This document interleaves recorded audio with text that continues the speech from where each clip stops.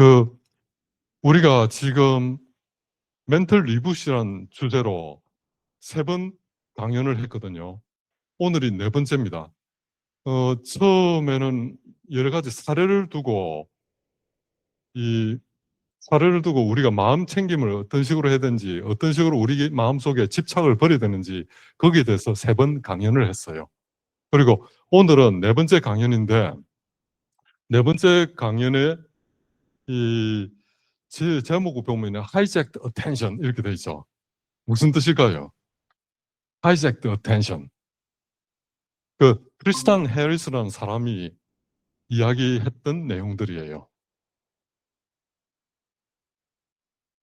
우리가 마음이 항상 주의가 어디 집중하려고 하는 그게 있죠, 그죠?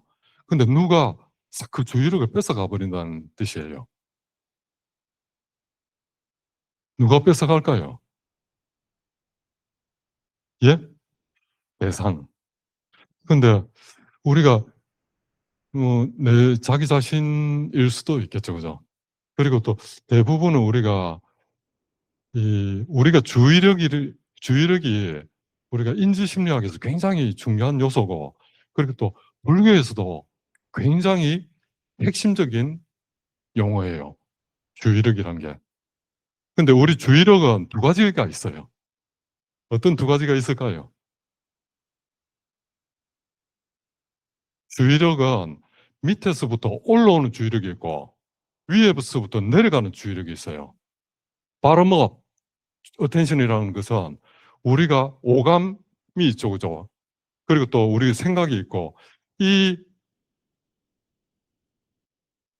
감각 기관을 통해 가지고 끊임없이 이 세상의 정보가 들어오죠. 그러면서 우리 주의력을 서로 경쟁해서 뺏으려고 그래요. 그래서 우리가 이렇게 지금 여러분과 마주하고 있는데도 사실 보면 저한테는 수많은 그 감각적 정보가 들어오거든요. 그런데 어떤 하나에 집중하고 있으면 다른 것들은 좀 그 사소해지는 거죠, 그죠? 하나가 부각이 되고. 그래가지고 우리가 이렇게 감각적 정보로 이렇게 들어오는 그런 자극이 우리 주의력을 갖다 서로 경쟁해서 가져가려고 하는데 그 중에서 제일 중요한 거. 그러니까 우리가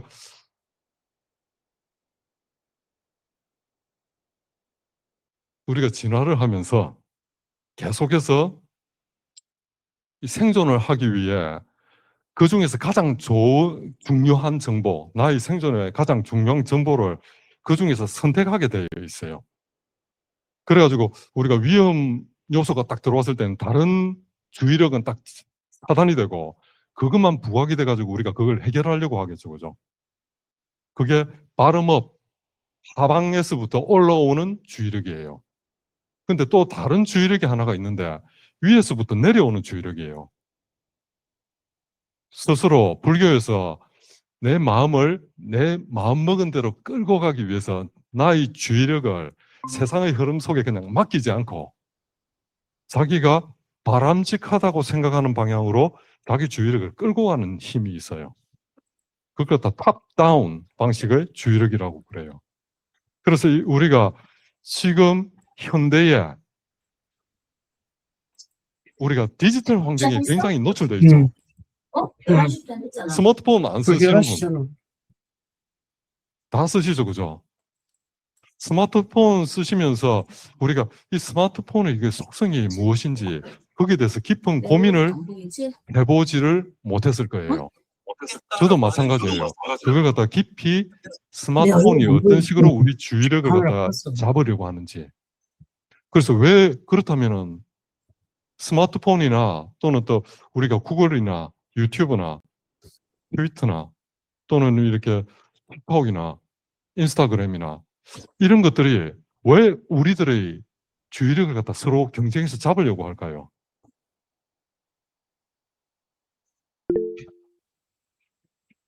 돈이 되기 때문에 그래요. 돈이 되기 때문에. 그런 내용을 위주로 해가지고 왜 그렇다면 우리가 탑다운 방식의 주의력, 우리가 마음 챙김을 통해서 수행을 해야 되는지 그 주제로 가기 위해서 제가 우리가 지금 처한 디지털 환경을 조금 이야기하고 싶어요.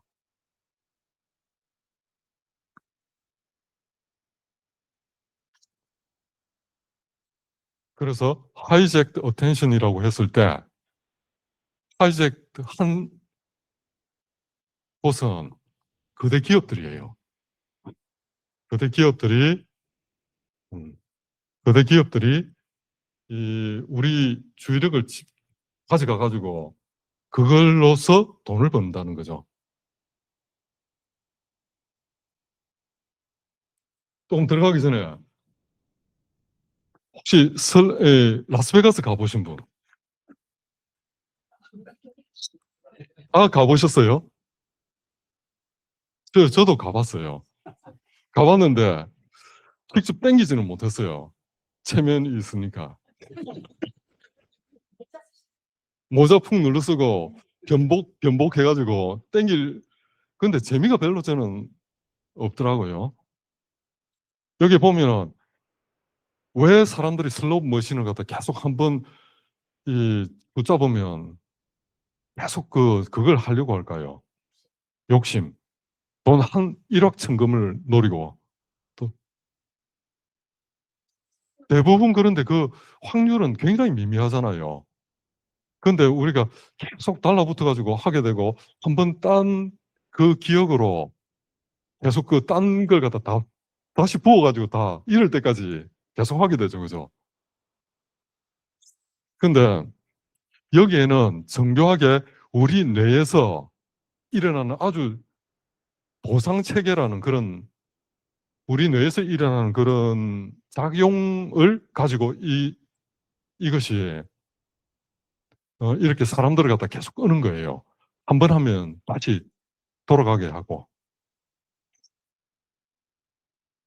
그리고 저는 슬로우 모션은 땡겨 보지를 못했지만 평생.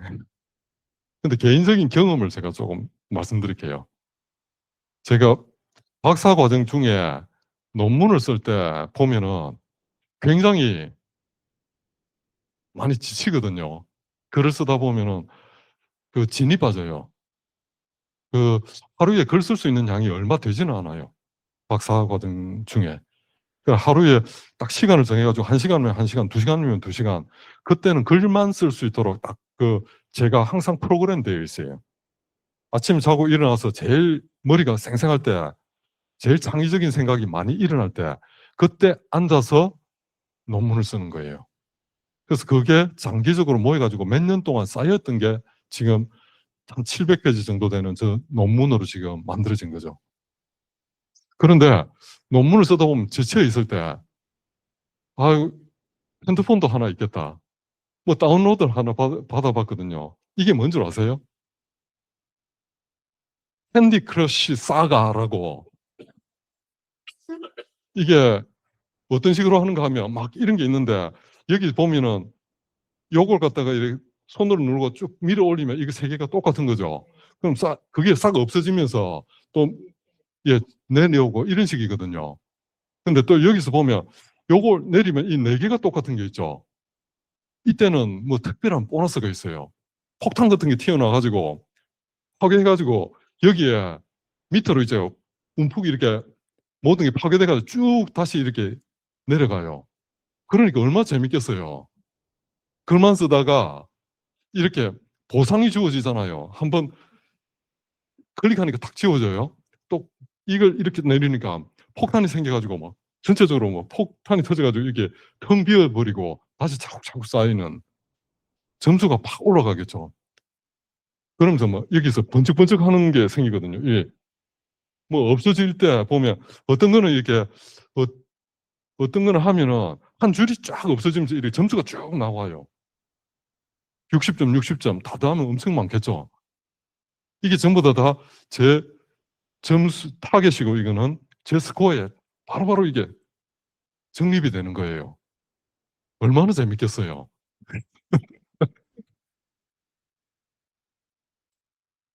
그래, 저도 보면은 그 제가 자랄 때 보면은 전자오락 1세대예요. 그래가지고 전자오락 보면은 이게 벽돌 깨기 아십니까? 이거 동그란 버튼을 갖다 조절하면은 밑에 이 벽돌 튕기고 나온 이걸 갖다 딱 방어하는 게 있거든요. 그래서 그걸 갖다 튕겨가지고 계속 위에 벽돌을 깨는 그런 거예요. 그리고 저는 또 탱크 같은 거 그런 거 가지고 뭐 상대를 갖다 쳐부수고 우리 기지를 지키고 하는 그런 것도 하고 어릴 때 중학교 때 전자오락실에서 많이 살았어요, 제가. 그런데 이런 시스템 속에는 우리가 뇌에서 도파민이라는 게 물질이 우리 보상 체계거든요. 우리 마음속에. 그래서 그게 분비되면은 굉장히 즐거움을 느껴요.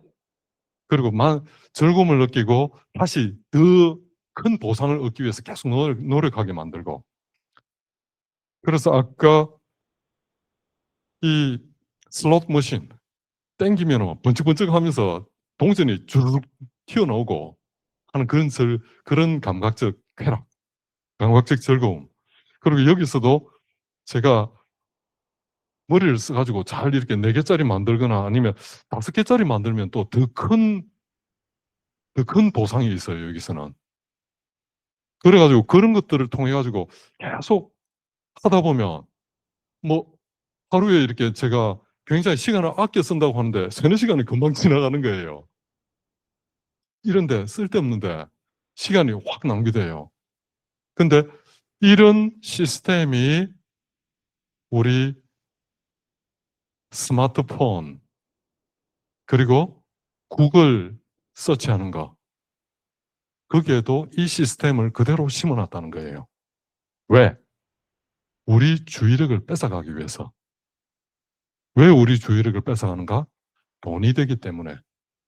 근데 그런 환경 속에 우리가 노출되어 있는데 그 노출된 우리 환경을 어떤 식으로 우리가 극복하고 우리가 더 바람직하게 살아갈 수 있을지에 대해서 우리가 여기서 불교의 마음 챙김과 그리고 수행이란 것이 아주 큰 힘을 발휘하는 거라는 주제로 오늘 이야기를 끌고 가려고 해요. 뇌의 보상 시스템에 대해서 제가 조금 설명 더 할게요. 이건 원래 우리가 생존에 유리하도록 행동을 반복하도록 만드는 시스템이에요. 리워드 시스템 이게. 여기에 예를 들면 음식을 맛있는 걸 먹었을 때, 또 사회적으로 인정을 받았을 때,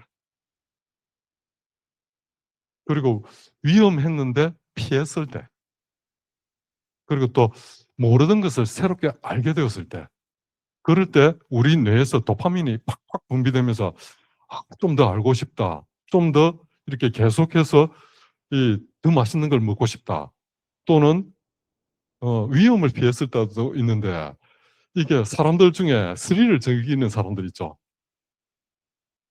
그 혹시 윙수트라고 아세요? 윙수트. 그 옷인데 옷을 딱 펼치면은 이 손하고 발하고 사이에 날개처럼 쫙 그 연결돼 가지고 절벽에서 뛰어내리면 그게 새처럼 이렇게 나를 수 있는 그런 거예요.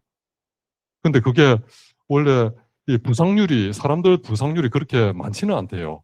왜 그런가 하면 부상당했다는 건 사망이라는 뜻이니까. 사망률은 높은데 부상률은 거의 없대요. 그래서 그런 사람들이 위험을 왜 즐기느냐? 도파민 때문이라는 거죠. 보상해 주니까. 우리가 그런 스릴을 즐기고 나서 이렇게 살아남았잖아요. 그때의 그런 도파민의 양 같은 게 뇌에서 분비되는 양이 그걸 계속 하도록 집착하게 만드는 거죠. 근데 도파민에 대해서 조금 오해가 있는데 이게 쾌락 호르몬이다라고 생각하는 경우도 있는데 이건 자세히 말하면은 뇌에서 어떤 신호를 주는가 하면 이건 중요한 일이다. 다시 해라. 그렇게 명령을 내리는 호르몬이 도파민이라고 할 수 있어요. 그래서 우리가 불교에서 보면은 집착을 버리라는 말씀을 많이 하죠. 그죠? 집착과 관련된 가장 중요한 우리 몸의 호르몬이 도파민이에요. 그래서 단순히 느낌으로서 느끼는 게 아니고 그게 집착을 해가지고 가래를 일으키는 것. 이게 바로 도파민의 역할이라고도 할 수 있을 것 같아요. 그래서 이게 우리가 도파민 그럼 분비가 안 돼야 되는가? 그게 아니죠, 그죠? 도파민은 굉장히 우리 생존에 유리하고 또 우리 삶을 굉장히 즐겁게 하고 우리 삶을 행복하게 만드는 물질이에요. 그런데 그게 이렇게 계속 과도하게 우리 삶을 갖다 한 방향으로 자극 위주로 이끌어가게 된다면 그게 문제라는 거죠. 그리고 이 이야기를 할 때 아까 크리스턴 해리스라는 그 사람을 제가 표제에 적어놨었죠, 그죠? 이 사람이 어떤 사람이냐? 이 사람 전 구글 소스 엔지니어인데 여기서 이렇게 특별한 파트를 가지고 있었어요. 이 지금 개발하는 게 윤리적으로 적당한지 아닌지 그걸 판단하는 사람이었어요. 그래가지고 이 사람이 구글에서 우리 주의력을 어떤 식으로 훔쳐가는지 그걸 갖다 처음에 설계했던 이론이기도 한데 이 사람이 이 자기가 하는 일들이 옳지 못하다고 생각했는 것 같아요. 그래가지고 구글에서 이 자기가 퇴사하고 사퇴하고 자기 Center for Humane Technology라고 해가지고 이게 아주 우리 인간적인 테크놀로지로 이렇게 앞으로 좀 다시 조정할 필요가 있다라는 걸 강조하면서 그 구글 개발팀에서 나왔어요. 나와가지고 이 강연도 하고 그리고 그 강연도 하고 이렇게 좀 캠페인도 하고 이러고 있는데 그래서 우리가 스마트폰이나 그러나 구글 서치나 이런 것들이 아주 중독성 있는 구조, 아까 뇌의 보상 체계를 이용해 가지고 아주 중독성 있는 그런 것으로 만들어져 있는데 이걸 이렇게 고발하기도 하고 그리고 또 이 대안적인 테크놀로지를 갖다가 찾아 나가기 위해서 이제 운동을 하고 있는 거예요. 그리고 우리는 기술을 만드는 것이 아니라 사실 보면 구글이나 이런 데서 제가 구글을 너무 특정해서 그런데 가장 대표적인 기업이기 때문에 제가 하는 거지 구글에 의가심정이 있는 건 아니에요. 그래서 우리가 뭐 아이폰이나 안드로이드 폰이나 다 이런 구조로 되어 있으니까.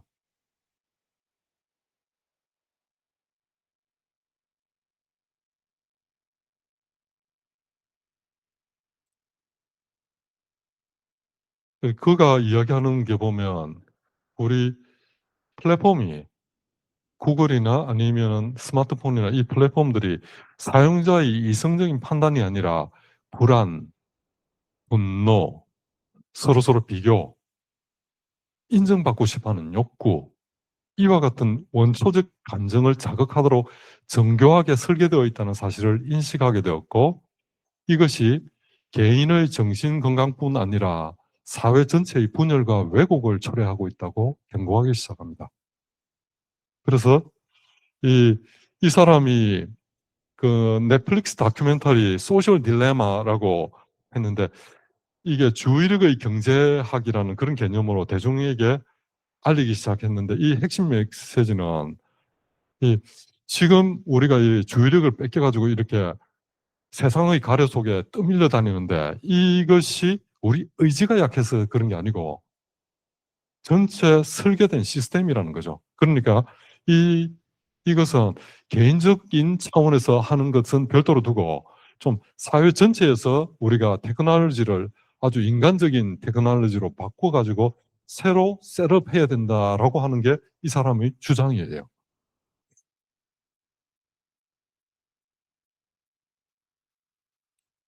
그리고 지금 구글의 인컴 스테이트먼트를 제가 그 보니까 구글 이미지에 보니까 금방 나오더라고요.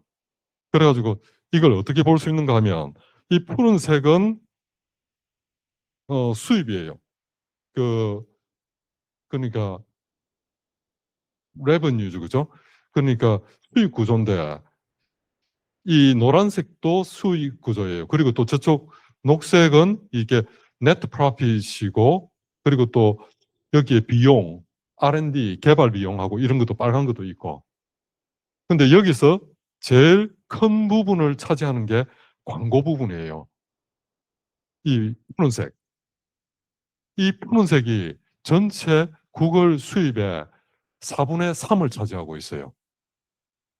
이게 우리가 구글을 갖다가 검색하게 되면 그 관련된 우리의 관심사를 갖다가 패치해가지고 관련된 상품을 갖다 소개하는 거 있죠. 그 소개하는데 그 소개한 기업이 구글한테 돈을 내야 되는 거예요.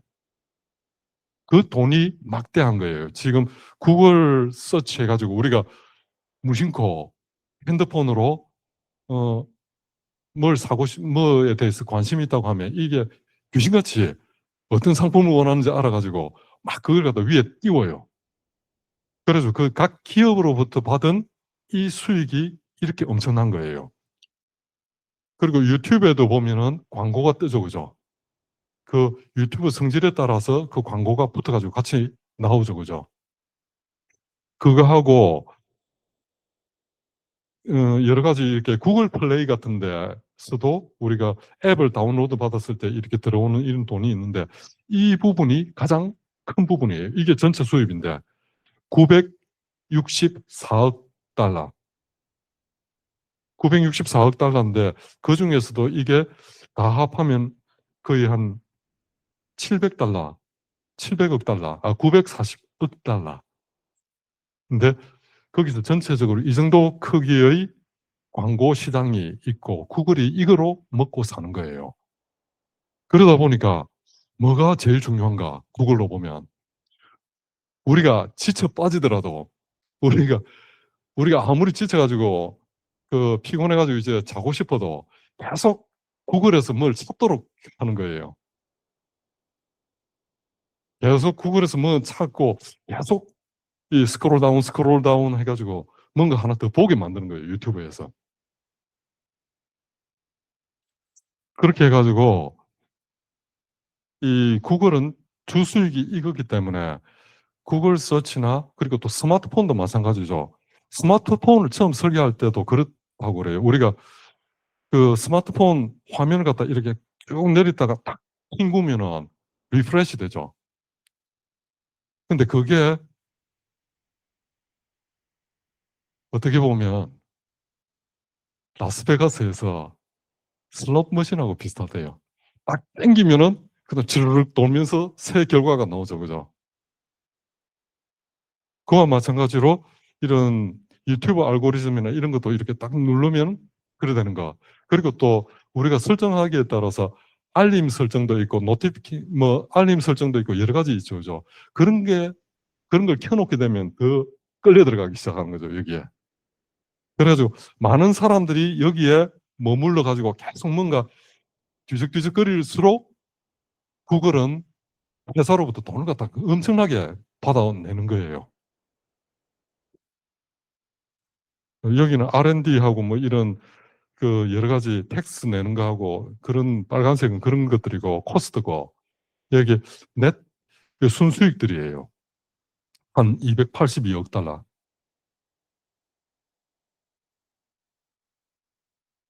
그래서 이 말이 있어요. If you are not paying for the product, you are the product. 무슨 뜻이냐 하면은 아까 우리가 했던 그 말이죠. 그죠? 우리가 지금 구글 쓰면서 돈 안 내고 있죠. 그죠? 그런데 우리 자체가 상품이라는 거예요. 누구 입장에서? 회사 입장에서. 회사 입장에서는 우리의 주의력을 서로서로 살려고 구글한테 돈을 내는 거예요. 광고 시장에서. 구글의 기본 전제는 사용자가 오래 머물수록 수익이 늘어난다. 이런 구조예요. 그래서 음, 그래서 구글은 인간의 뇌가 어떤 방식으로 보상에 반응하는지를 매우 정밀하게 연구하고 적용해 왔다라고 해요. 이렇게.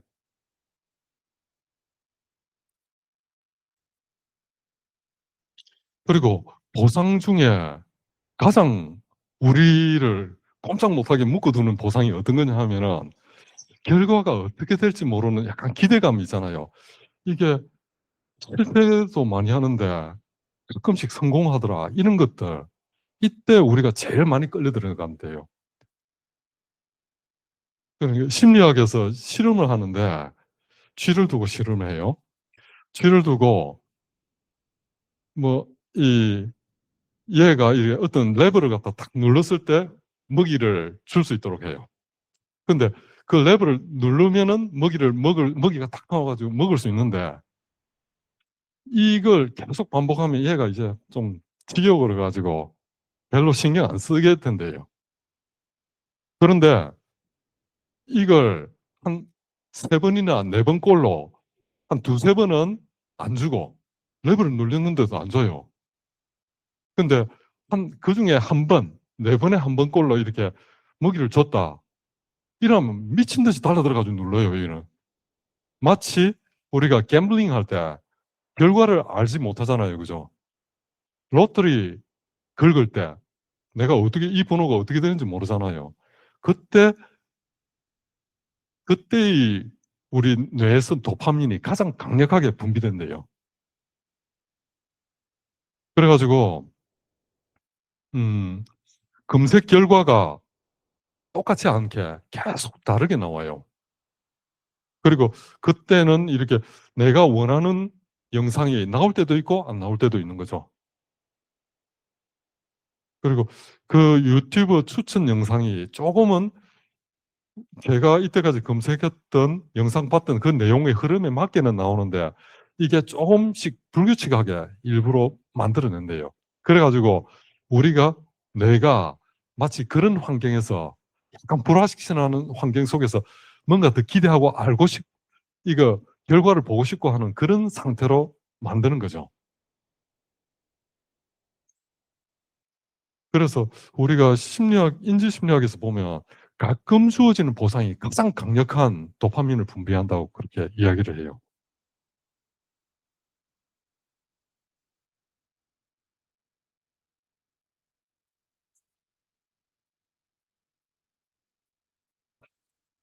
그러니까 구글이나 제가 자꾸 구글이라서 항의 들어올지 모르겠는데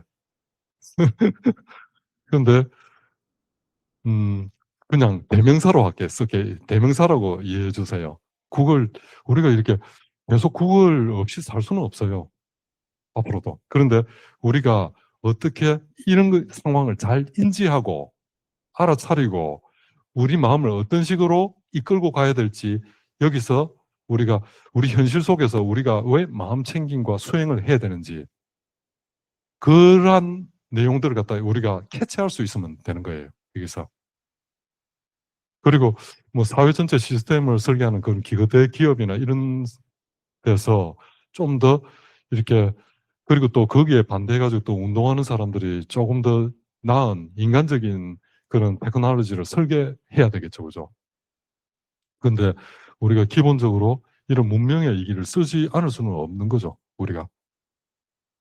근데 여기서 구글이 자극하는 것은 우리 만족을 자극하는 게 아니고 기대하게 하고 뭔가 계속 확인해보고 싶어 하고 추구하려는 그런 걸 자극하는 거예요. 사실 이 내용을 쓰면서도 제 자신도 사실 반성을 많이 하거든요. 제가 논문을 쓰고 나서 제 논문이 누가 몇 번 봤는지 계속 찾아 들어가가지고 누가 다운로드 받았는지 확인하게 되더라고요. 그러니까 이것도 보면 저희 사회적으로 인정받고 싶어 하는 욕구겠죠, 그죠? 저한테는. 그게 계속해서 내가 지금 오늘은 누가 들어와서 몇 명이 봤을까 이런 걸 계속 살피는 거죠. 근데 여기서 조금 자랑. 보통 이렇게 박사 과정 마치고 나서 이렇게 조회수나 다운로드 수에 비하면 제가 꽤 한 7, 8배는 될 거예요. 제가 이렇게 연구했던 그 내용이 이렇게 많은 사람들이 다시 달라들어가지고 더 연구를 할 수 있는 그 기반을 만들었다고 볼 수 있거든요, 제가. 옛날에 굉장히 오래됐던 소중한 불교 텍스트를 제 많이 이렇게 언어를 공부하면서 언어 능력을 키워가면서 그걸 갖다가 제가 다 그 풀어냈으니까 그걸 바탕으로 이제 불교학이 이렇게 더 발전할 수 있는 그 토대를 만들기 때문에 다운로드 숫자나 조회숫자가 많이 나오는 편이에요. 그리고 졸업, UCL에서 같이 졸업했던 사람들에 비해서 아까 말씀대로 한 대여섯 배에서 일곱 배? 뭐 이 정도로 차이가 나고 있어요. 이건 제 자랑. 중간에, 중간에 광고인데, 그런데 박수 칠 게 아니라는 걸 제가 말씀드리는 거예요. 이게 바로 제가 사회적으로 인정받고 싶어 하는 욕구를 제가 이렇게 거기에 끌려 들어갔다는 거예요, 그걸.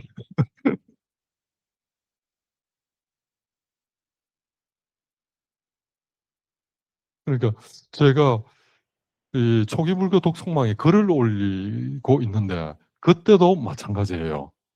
제가 글을 올리고 나면 누가 좋아요 눌렀는지, 누가 하트 눌렀는지, 그걸 갖다 체크하게 돼요.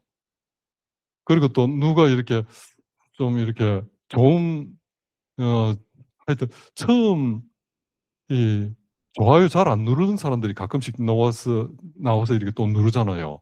그럼 굉장히 고무돼요, 스스로. 이게 전부 제 마음속에 있는 인정받고 싶어 하는 그런 욕구를 자극하는 그런 시스템이죠. 그래가지고 왓츠앱이나 카카오톡이나 이런 인스타그램이나 그런 좋아요 뭐 그런 것들을, 그리고 또 반응, 그걸 갖다가 이용해 가지고 우리 심리를 갖다가 그런 식으로 이용을 하는 거죠.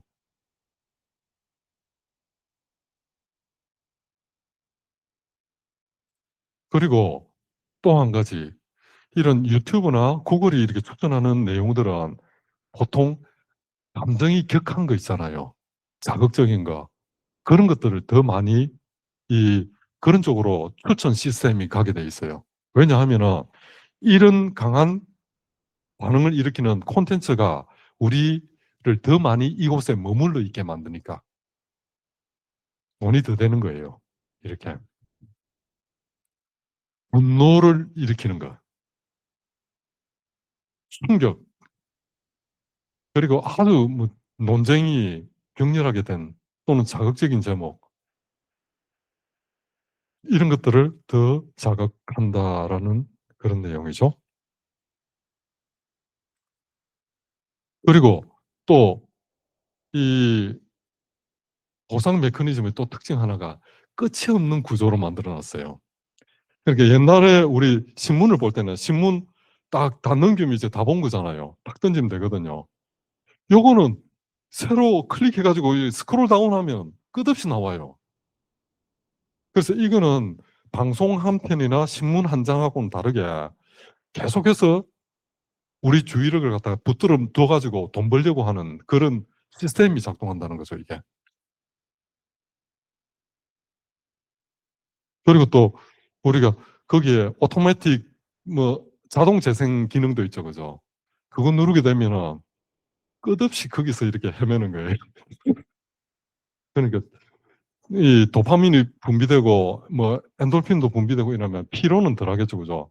피로는 덜하게 느껴지겠죠. 그러니까 사실은 몸은 망가지는데 계속 스크롤 다운하면서 이렇게 보게 만드는 거죠. 그 이는 뇌가 이제 그만하자. enough is enough. 그렇게 이야기하고 싶어도 그를 판단할 기회를 안 주고 계속해서 공급하는 거예요. 이게.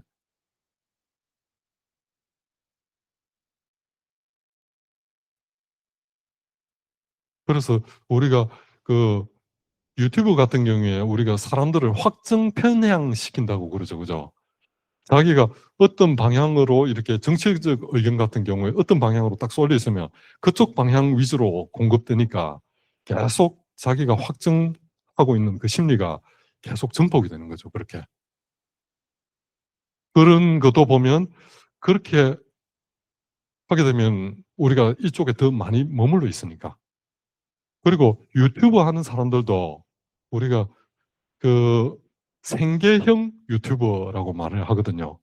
클릭수 장사하는 사람들.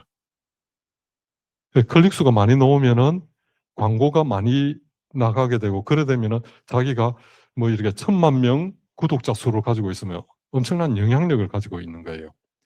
그래서 어떤 정치적 이슈가 되었을 때는 옳고 그름과 상관없이 좀 더 자극적인 그런 제목을 가지고 계속 클릭 수를 장사하는 유튜버들이 있더라. 조심해야 되겠더라. 그런 내용 말씀드릴 수 있을 것 같아요. 이 말씀은 굉장히 아까 그 트리스탄 해리스라는 사람이 굉장히 자기 생각을 압축해서 표현한 말이에요. If you are not paying for the product, you are the product. 우리가 상품이라고 해요. 광고회사, 광고주들의 입장에서. 우리가 이제 불교 입장을 갖다 조금 돌아볼 필요가 있을 것 같아요. 불교의 관점에서 보면 이 구조는 명확합니다. 우리가 지금 감각 정보의 접촉이 굉장히 과도하게 일어나고 있죠. 그죠? 핸드폰 속에서. 그리고 거기에 대해서 분노하기도 하고 즐거워하기도 하고 그 느낌이 증폭되어 있어요. 우리가. 그래서 더 많이 보려고 하는 가래가 쉬지 않고 자극이 됩니다. 그래서 이때 우리가 자기 스스로를 바로 세우지 않으면 평생 끌려다니다가 시간을 다 보내고 의미 없이 이렇게 시간을 많이 보낼 수 있겠죠. 그죠? 물론 유튜브 쪽에 좋은 콘텐츠가 참 많아요. 전문가들이 아주 우리 식견을 갖다 굉장히 넓혀주고 이 종합적으로 사고할 수 있도록 만들어주고 하는 그런 좋은 질 좋은 콘텐츠도 많거든요. 그러니까 제가 전체적으로 비난한다는 게 아니고 우리 이 시스템을 설계한 사람들 입장에서 그 수익을 위해서 어떻게 우리 머릿속에 도파민을 갖다 분비할 수 있도록 그런 식으로 설계하는가라는 그런 설계 문제를 갖다 제가 말씀드리는 거예요. 그러니까 우리가 중독을 옛날에는 이렇게 뭐 알코올 중독 그 사람 나약하다라고 하는데 그 사람이 처해진 환경이 그 사람이 중독할 수밖에 없도록 하는 그런 구조로 되어 있다는 그 시스템을 갖다 먼저 봐야 된다고 하더라고요. 심리학에서는. 그러니까 대부분은 중독이란 걸 어떤 식으로 정의하는 사람이 있느냐 하면은 그 사회적 관계의 결핍이라고 이해하는 사람들이 있는 것 같아요. 우리가 언제 중독이 되는가 하면 인간 대 인간의 그런 따스한 그런 주고받는 그런 게 부족할 때 우리는 뭔가 중독하는 것으로 넘어간대요. 그래서 우리가 그 약물 중독하는 사람들 보면 대부분이 보면 혼자 외롭게 지내요. 그러면서 계속 그 변화 없는 그런 일상 속에서 뭔가 자극을 갖다 찾게 하는 그런 시스템이 그렇게 되어 있다는 거죠. 그래서 중독을 극복하는 가장 좋은 방법은 인간관계의 복원이라고 그렇게 이야기해요. 충분히 자기 커뮤니티가 자기를 갖다가 믿어주고 뒷받침해주고 옹호해줄 수 있는 그런 사람들과 의미 있는 대화를 갖다 나눌 수 있도록 하는 것. 그런 것들이 우리가 중독에서 벗어날 수 있도록 하는 아주 핵심적인 요소라고 이야기를 합니다. 요거는 제가 말씀드렸죠, 그죠? 그래서 우리가 항상 나는 삶을 선택할 수 있는 권리, 그게 있다라고 생각하는데, 내가 보고 싶은 것을 본다라고 생각하는데, 하지만 실제로는 주의력이 끊임없이 유도되고, 낚이고, 밀려가고, 이렇게 되어 있는데, 이건 의지력이 약해서 된 게 아니고, 설계된 환경 문제가 크다라는 그런 이야기입니다. 그리고 제가 이 강연을 시작할 때 두 가지 방향의 주의력을 말씀드렸죠. 그죠? 밑에서부터 위로 올라가는 하방 주의력과 상방 주의력. 상방 주의력은 우리가 이 불교의 마음 챙김을 통해서 물론 딴 것도 있겠죠. 근데 불교의 대표적으로 보면 불교의 마음 챙김을 통해서 자기 마음을 이 주의력을 갖다가 이 그대로 그냥 세상에 휩쓸리다는지 않고 자기가 마음먹은 대로 이걸 끌고 나갈 수 있는 힘을 기르게 하는 게 우리가 탑다운 방식의 주의력이라고 할 수 있을 것 같아요. 발음업 자체가 나쁜 건 아니고 위험을 감지하고 새로운 정보를 포착하고 빠르게 반응하도록 돕는 생존의 필수적인 기능인데 문제는 이 주의력이 훈련되지 않은 상태로 외부 시스템에 의해 독점당하고 있다는 겁니다. 특히 우리가 20살 정도 될 때까지는 이게 앞에 전두엽이 발달하게 된다고 하거든요. 전두엽이 우리 아까 탑다운 방식의 자기 자신을 관리할 수 있는 그런 뇌의 기능을 가지고 있어요. 근데 우리가 파충류, 뭐 진화의 과정에서 파충류나 이렇게 모든 그런 이 스피시즈들을 보면은 대부분 감뇌가 굉장히 발달되어 있어요. 빨리 반응하고 썩내고 도망가고 함해서 뺏어먹고 이럴 수 있도록. 근데 우리가 20살 정도 되면 이 앞에 프론탈 콜텍스, 그죠? 제가 갑자기 맞아, 그죠? 근데 그 부분이 발달하기 전에 특히 어린아들 경우에 핸드폰 주게 되면 아주 뇌의 발달에 파괴적인 영향을 미쳐요. 그러니까 애들이 굉장히 자극적인 것만 찾게 되고 간뇌 우리가 그 파충류 때부터 이 브레인스템이라고 해가지고 우리가 손의 밑에 보면은 아주 밑에서부터 척추에서부터 올라오는 그런 부분이 있거든요. 간뇌라고. 근데 그 부분이 우리가 그 진화의 과정에서 보면은 파충류 다른 생물들의 아주 발달되어 있는 부분이에요. 근데 그 부분이 과도하게 계속 자극이 되면서 어린애들이 자라게 된다는 거죠. 그러니까 우리가 지금 여기에 계신 분들은 연세가 제법 되셨을 때 늦게 핸드폰하고 이런 기술을 접했잖아요. 근데 우리 그리고 저 세대까지는 그래도 어느 정도 거기에서 지금 세대처럼 그렇게 끌려 들어가지는 않을 수 있을 것 같아요. 그런데 지금 자라나는 사람들이 대뇌가 충분히 앞에 이 전두엽이 충분히 발달하기 전에 그런데 오랫동안 노출되어 있어가지고 그 성장하게 된다면 아주 앞으로 사회가 어떤 식으로 변하게 될지 조금 두려움도 생기는 건 사실이에요. 그렇게. 이런 의미에서 저는 불교의 수행이 앞으로 굉장히 더 큰 힘을 발휘할 수 있는 시대가 올 거라는 확신을 가지고 있어요. 불교의 가르침이 우리의 이런 정신 구조와 그리고 또 우리가 처한 이 환경 속에서 얼마나 더 앞으로 이렇게 우리한테 필요한 가르침인지 그게 앞으로 더 이렇게 사람들이 실감할 수 있을 거라는 그런 확신을 가지고 있는 거죠, 제가.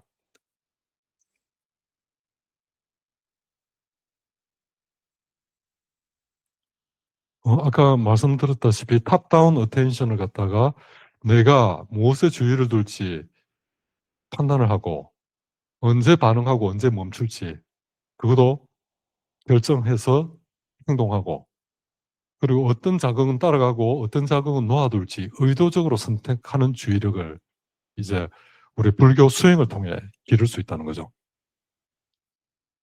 이 주의력은 저절로 생기지 않고 훈련을 통해서 마치 근육이 크 나가듯이 우리 마음속에 있는 그 근육을 길러야 된다는 거죠.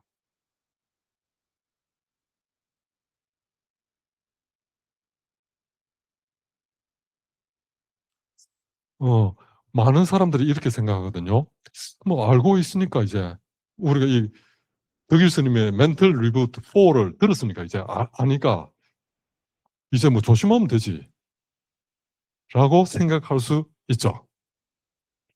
그러나 이렇게 밑에서부터 올라오는 이 반응은 너무나 빠르대요. 자동적이고. 그래서 이성적인 판단은 톱다운은 느리고 에너지 소모가 많대요. 그래가지고 대부분의 경우 생각하기 이전에 이미 끌려다니게 설계되어 있는 거죠. 따라서 해결책은 의지를 더 강하게 만드는 것이 아니라 주의력을 다루는 능력 자체를 키우는 것. 그리고 또 자기 집 주위에, 자기 주위 환경에 계속해서 끌려 들어가지 않을 수 있도록 그런 환경을 세팅하는 거. 저도 사실 보면 이 강의를 준비하면서 저 자신도 반성을 많이 했거든요. 저도 핸드폰을 가지고 머리 잠자리까지 딱 가지고 있으면서 스크롤 하다가 딱 놔두고 자거든요. 이 아주 그 구글로 보면 충실한 제가 소비자로서 아니 소비자가라기보다 충실한 상품이에요, 제가. 그래서 저도 반성을 많이 하고 우리 이사장님이 이 법보 선언인데 선언 기능을 좀 해야 되지 않겠느냐 하는데 이제 저는 동의하기 시작했어요. 이때까지는 조금 이렇게 거기에 대해서는 등한시했는데 사실 제 생활 속에서도 옛날에 이렇게 어, 계속 풀타임 수행자로서 이 선방에서도 오래 살고 했지만 지금 현재는 제가 학생으로 오래 있으면서 많이 변했던 것도 사실이에요. 그래서 나한테도 참 이 수행이, 명상이 필요하구나, 다시 필요하구나, 이때까지 많이 놓치고 살았구나, 이런 생각을 많이 하고 있습니다.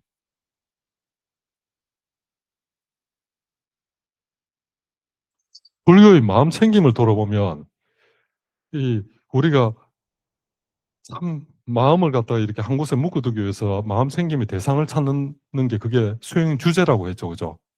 관세음보살이면 관세음보살 또는 옴마니밤메옴이면 옴마니밤메옴, 신묘장구 대단하니면 신묘장구 대단하니 이런 것들을 대상을 두고 마음을 그쪽에 묶어두고 이 있는데도 보면 다리가 저려오는 그 감각을 통해서 우리가 발음업 그런 그런 게 올라오죠, 그죠? 근데 이렇게 올라올 때 그 자극을 없애는 기술이 아니고 마음챙김 그걸 알아차리고 그 알아차리 나의 안과 밖에서 일어나는 그런 모든 상태를 갖다 잘 알아차리는 거기서 그치는 거예요. 그리고 다시 수행 주제로 다시 돌아오는 거. 그래서 마음챙김의 주 역할은 자극과 반응 사이에 알아차림의 공간을 만드는 훈련입니다. 이 짧은 공간이 생기는 순간 발음업 그 자극은 약해지고 그리고 탑다운의 선택 가능성이 커지는 거죠. 우리가 아주 큰 일을 당했을 때나 참선방에서 이렇게 앉아 있어도 참선이 될 수가 없죠. 그죠? 그렇지만 이게 우리가 그런 큰 일을 당한 그런 경우를 제외하고는 우리가 평소에 올라오는 그 발음업 그거는 충분히 컨트롤할 수 있는 것들이거든요. 그래가지고 그때에 힘을 기르지 않으면 세상에 계속 휩쓸려 다니다가 시간이 다 가버린다는 거죠. 우리 삶이.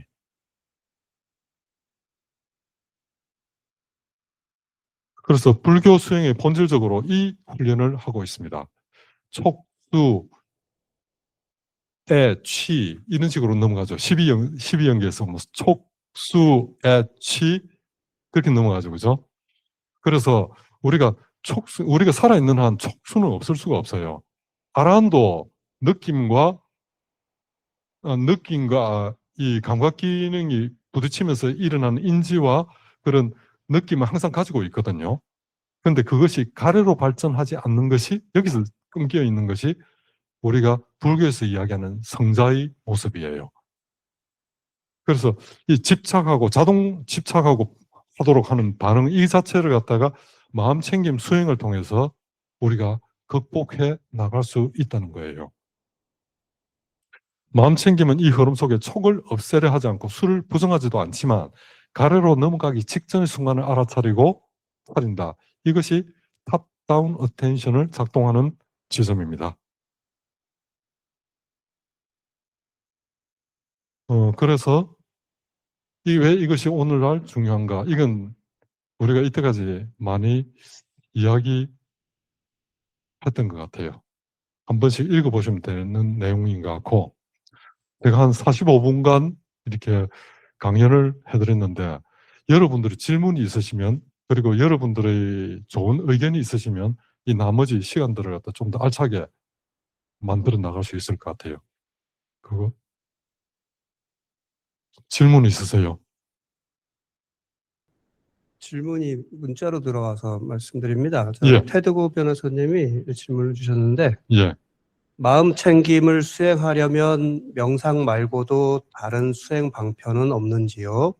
물론 행주자와 어묵동정도 있지만 일상생활에서 즉 직장이나 가정에서 적용 가능한 방법을 알려주십시오라고 질문이 좀 들어왔고요.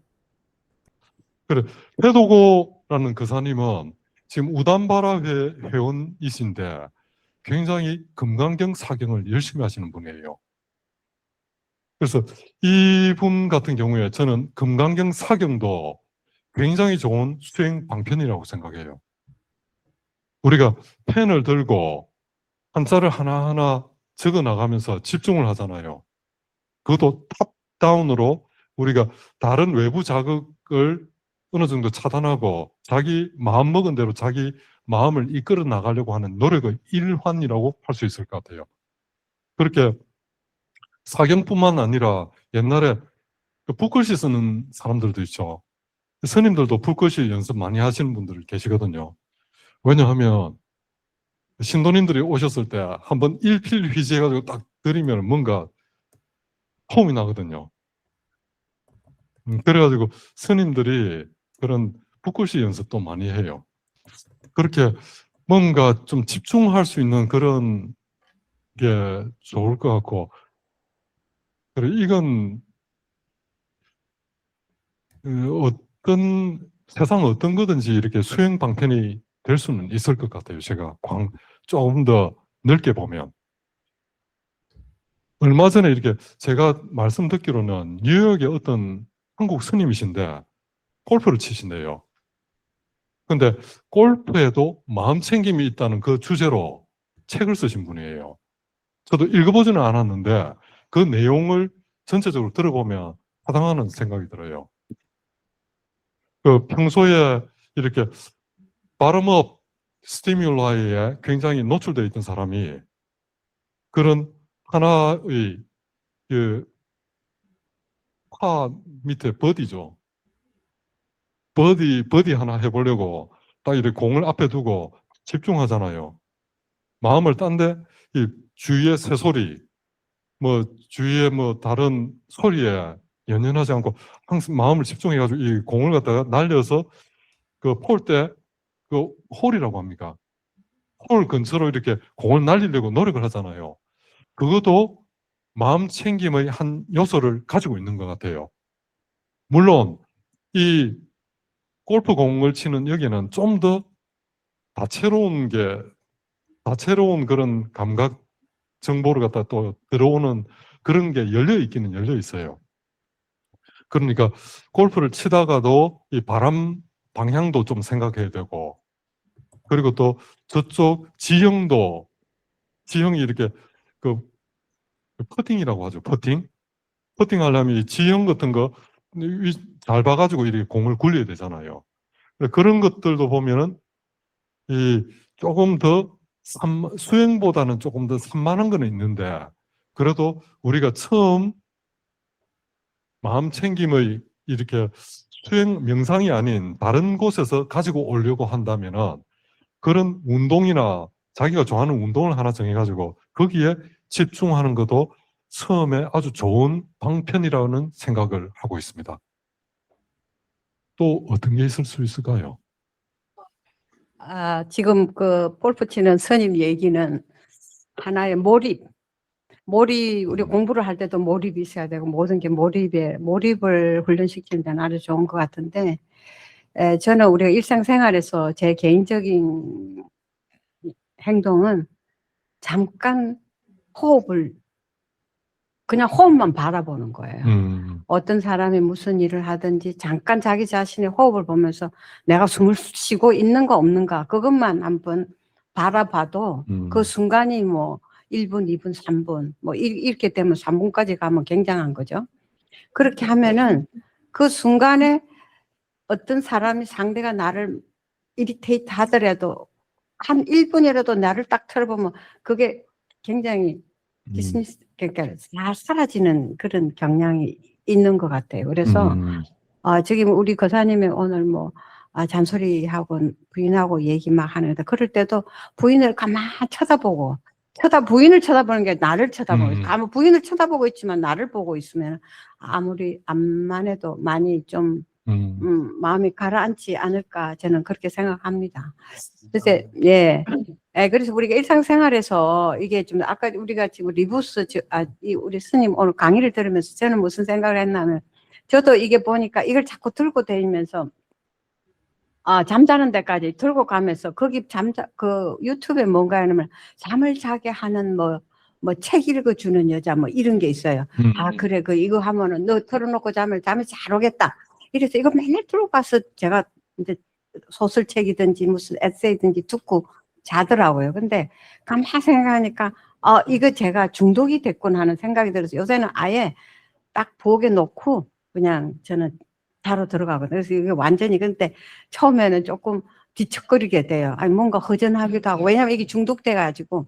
그래서 이제 그렇게 제 자신을 자꾸 보면서 이렇게 훈련을 시키는데, 가장 중요한 건 그런 것 같아요. 제 생각은, 이거는 제 나름대로의 생각이니까, 우리가 왜 이래 절에 와서 구태여? 아니, 강의가 좋은 데가 많은데 왜 내가 절에 오느냐 하는 사람이 많아요, 사실은. 그런데 왜 오느냐 하는 거예요. 근데 우리는 인간이잖아요. 우리는 로봇이 아니에요. AI가 아니에요. 그래서 인간한테 인간하고 얘기하고 싶은 거, 그리고 인간한테서 이렇게 인정도 받고 싶고, 내 얘기를 들어주는 사람이 있다는 거, 이런 공간이 있다는 것 자체가 중요한 게 아닌가. 저는 그렇게 생각합니다. 저도 이 선언을 열고 저 나름대로 열심히 하고 있는데 생각보다 많은 호응이 없을 때 제가 굉장히 좀 디프레션 빠지잖아, 좀 슬플 때가 있어요. 그러면서도 제가 제 자신을 들여다보죠. 너 왜 슬퍼하니? 네가 최선을 다하고 있지 않냐? 그러면서, 그럼 너는 왜 이 공간을 자꾸 유지하려고 하느냐? 하는 퀘션을 저한테 자꾸 하고 있거든요. 왜 하느냐? 그래서 저 결론이, 나도 이런 데 와서 사람들하고 얘기하고 얼굴을 보고 뭐 이렇게 하는 게 제가 좋아하고 있구나. 인간은 어쩔 수 없어요. 그래서 그런 생각을 많이 하게 됩니다. 혹시 다른 분도 질문? 제가 거기에 대해서 조금 코멘트하고 넘어갈까요? 그래, 여기 이사장님께서 지금 말씀하신 것 중에 호흡이라는 건 참 중요한 거예요. 우리가 살아있는 한 호흡이 멈추지는 않잖아요. 근데 그만큼 익숙하면서 그만큼 등한시하는 것도 호흡이에요. 그래서 우리 마음을 제일 잘 붙들 수 있는 게 사실은 호흡이에요. 언제나 무슨 다른 일을 하면서도 호흡에 집중을 할 수 있어요. 그래서 불교 수행도 대부분 이 호흡에 맞춰가지고 수행을 많이 해요. 그러니까 아까 관세음보살 같은 경우에도 그 생각으로 우리 마음을 깨끗이 도배할 때도 관세음보살, 관세음보살, 관세음보살, 관세음보살, 관세음보살, 관세음보살 이렇게 자기 호흡에 맞춰가지고 내쉬면서 이렇게 하고 짧게 들이쉬면서 이제 다시 가다듬고 하는 그런 리듬이 아주 좋을 거예요. 그런 식으로 이 호흡은 우리가 언제나 할 수 있는 거고 언제나 돌아올 수 있는 거고, 아까 이렇게 세상 속에서 스트레스 받는 일도 많고 그 하방에서 올라오는 그 자극 때문에 막 휘둘리고 이럴 때 자기 중심을 잡을 때는 그 호흡이 제일 우선이 될 수 있을 것 같아요. 그리고 또 제가 고병권 거사님의 질문으로 다시 돌아가가지고, 우리가 이 수행이라는 것을 딱 앉아서 이렇게 명상하는 그것뿐만 아니라 우리는 여러 가지 많은 걸 갖다가 이용할 수 있을 것 같아요. 특히 처음에 이 수행에 익숙하지 않은 사람들이 아주 큰 스트레스를 받는 일이 있었다. 아니면 또 뭔가 이렇게 일이 잘 풀리지 않아서 침울해졌다. 이럴 때는 우리가 이 음악도 굉장히 잔잔하게 이 사람의 마음을 갖다가 이렇게 좀 바꿀 수 있도록, 태도를 바꿀 수 있도록 하는 그런 음악이 있을 수 있잖아요.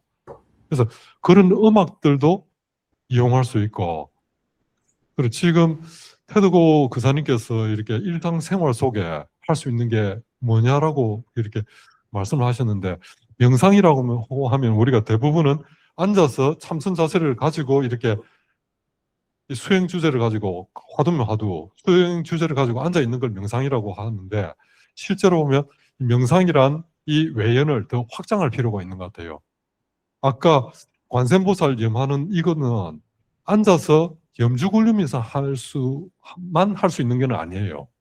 그러니까 이거는 우리가 하루에 몇 번 정도 해야 되겠다는 그런 목표치를 세우고 3,000번이면 3,000번 이렇게 하루에 관세음보살을 갖다 계속 염하는 그런 훈련을 하더라도 될 것 같아요. 이런 것들은 일상생활 속에서도 충분히 할 수 있는 것들이거든요. 설거지를 하거나 빨래를 하거나 하면서도 관세음보살, 관세음보살, 관세음보살. 왜 못해요? 이렇게 관세음보살이 우리 마음속에서 하루에 이렇게 차지하는 시간이 늘어나면 늘어날수록 사방에서 올라오는 그 자극에 여기가 휘둘리는 그런 시간들이 줄어들고 점점 이런 이렇게 마음이 한 마음으로 이렇게 한 마음으로 깨끗하게 도배하는 이 힘이 길러졌을 때 그럼 나도 한번 다른 사람 따라 한번 앉아서 명상을 해볼까? 글상에 앉아서도 괜찮아요. 꼭 다선 자세만 할 필요는 없고 그렇게 여러 가지 방법으로 수행을 할 수 있는 그런 길이 처음 일상생활 속에서 그렇게 하나의 수행 주제 방편을 들고 어떤 상황에서도 내가 이걸 하루에 몇 번 이상 이렇게 한다 이런 목표치를 세우고 하는 건 그것도 아주 좋은 방법인 것 같아요. 또 다른 질문 있으십니까? 예. 다루고사님께서 질문 주셨는데요. 예. 명상, 정신력, 그 명상과 행동과 실천해서 삶과 하나가 되게 하는 것 사이의 균형에 대해 말씀해 주시기 바랍니다. 명상과 행동 실천에서 삶과 하나가 되는 것 사이의 균형.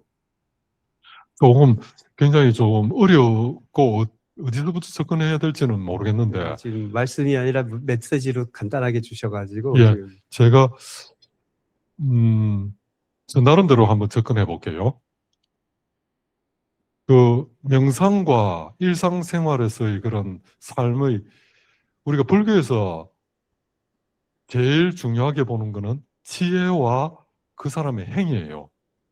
그래서 명상을 하더라도 그 명상이 그 행을 살아가는 그런 방식, 태도 이런 것들을 바꿀 수 없다면 사실 앉아있는 시간이 무슨 큰 의미가 있겠어요. 잠시 편하게 앉아있다는 것 뿐이지. 그런데 명상이라는 것은 아까 이렇게 꼭 앉아서만 명상할 수 있는 게 아니고 서서도 명상할 수 있고 우리 정신세계에 깨끗한 한 생각으로 이렇게 많이 도배해 나가면서 정신 구조를 바꾸는 거라고 볼 수 있는데 그렇게 되면 행동으로서도 달라지는 것이 나타날 수밖에 없다는 거죠. 평소에는 그 자극 속에 휘둘리면서 거기에 즉각적으로 반응하면서 그 시간을 보내는 그런 일상이었다면 이제는 마음이 차분히 가라앉은 상태에서 그리고 또 어떤 뭐 이렇게 외부 자극이 아주 뭐 날 괴롭히는 그런 자극이 오더라도 그걸 갖다가 전체적으로 마음 챙김을 통해 돌아볼 수 있는 그런 힘이 생긴다는 거죠. 그래가지고 명상이 의미가 있으려면은 우리 다로 거사님의 말씀처럼 우리 생활 자체를 갖다 바꾸는 힘으로 작용을 해야 되는 거죠. 그래야 우리가 이 귀한 시간을 갖다가 앉아서 명상을 하거나 그리고 또 부처님 가르침을 이해하려고 이렇게 노력하는 그런 노력이 의미가 있는 거죠. 그러니까 우리가 옛날에 살아가던 그런 이 적극적인 삶 아닐 수도 그래 그게 정확하지는 않은데 그래 많은 부분이 우리 삶이 적극적인 부분이 많잖아요, 그죠?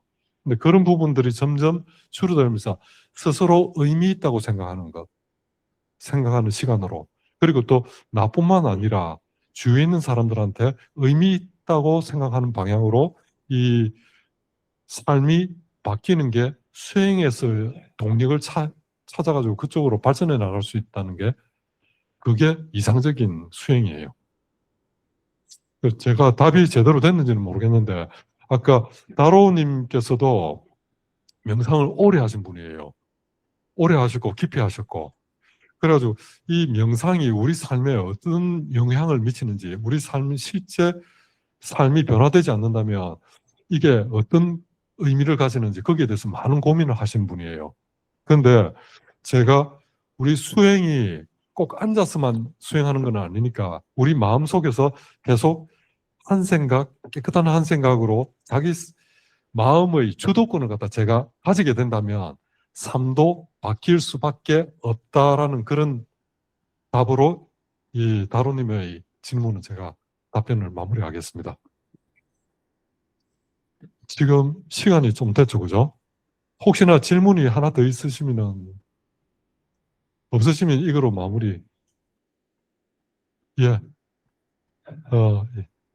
어떤 질문이든지 괜찮습니다. 제가 뭐 모든 거 다 답변할 수 있다는 건 아니고요. 그냥 이런 공론장에서 같이 이야기하면서 우리가 좀 더 삶을 더 깊이 이해하고 그리고 어떻게 하면 더 의미 있는지 그 방향을 찾아가는 그런 과정이니까요. 저도 모를 수도 있고.